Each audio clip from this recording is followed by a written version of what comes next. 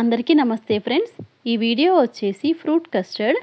దీంట్లో అయితే మనకి నచ్చిన ఫ్రూట్స్ అన్నీ వేసుకొని చల్లగా తినొచ్చు. చాలా బాగుంటుంది, ఇంకా హెల్దీ రెసిపీ కూడా. సో దీన్ని చేసుకోవడానికైతే స్టవ్ పైన గిన్నె పెట్టేసి 1 లీటర్ దాకా పాలు మరిగించాలి. ఆ పాలల్లో రుచికి సరిపోను పంచదార వేయాలి.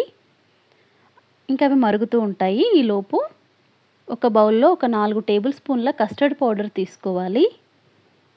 దాంట్లో ఒక పావు లీటర్ దాకా పాలు వేసేసి ఒక లిక్విడ్ లాగా, ఒక స్లరీ లాగా కలిపి పెట్టుకోవాలి.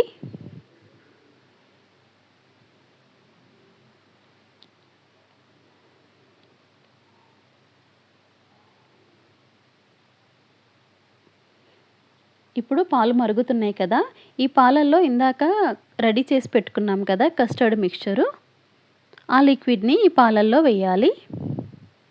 ఉండలు కట్టేస్తుంది, వెంటనే కలిపేయాలి ఉండలు కట్టకుండా. ఇంకా పంచదార అనేది మన స్వీట్నెస్కి తగ్గట్టు వేసుకోవచ్చు. ఒక 1/2 కప్ దాకా వేసుకోవచ్చు. పంచదార వద్దనుకునే వాళ్ళు మనం తినే టైంలో చల్లారిన తర్వాత పైనుండి హనీ కానీ బెల్లం పౌడర్ కానీ వేసుకొని తినొచ్చు.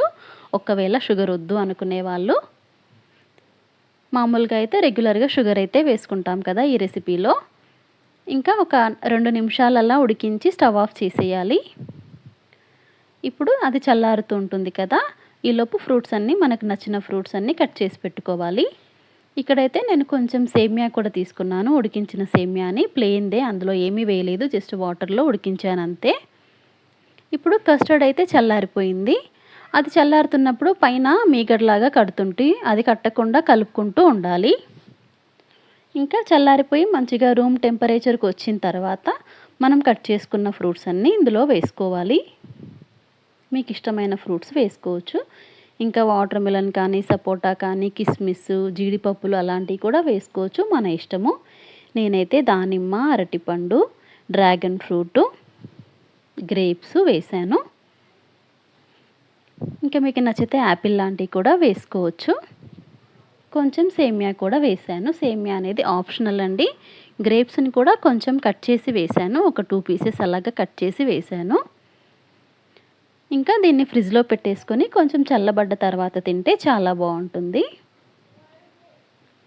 అంతే అండి, చల్లటి ఫ్రూట్ కస్టర్డ్ అయితే రెడీ అయిపోయింది. ఈ వీడియో నచ్చితే ప్లీజ్ లైక్ చేయండి, ప్లీజ్ సబ్స్క్రైబ్ చేసుకోండి. Thanks for watching.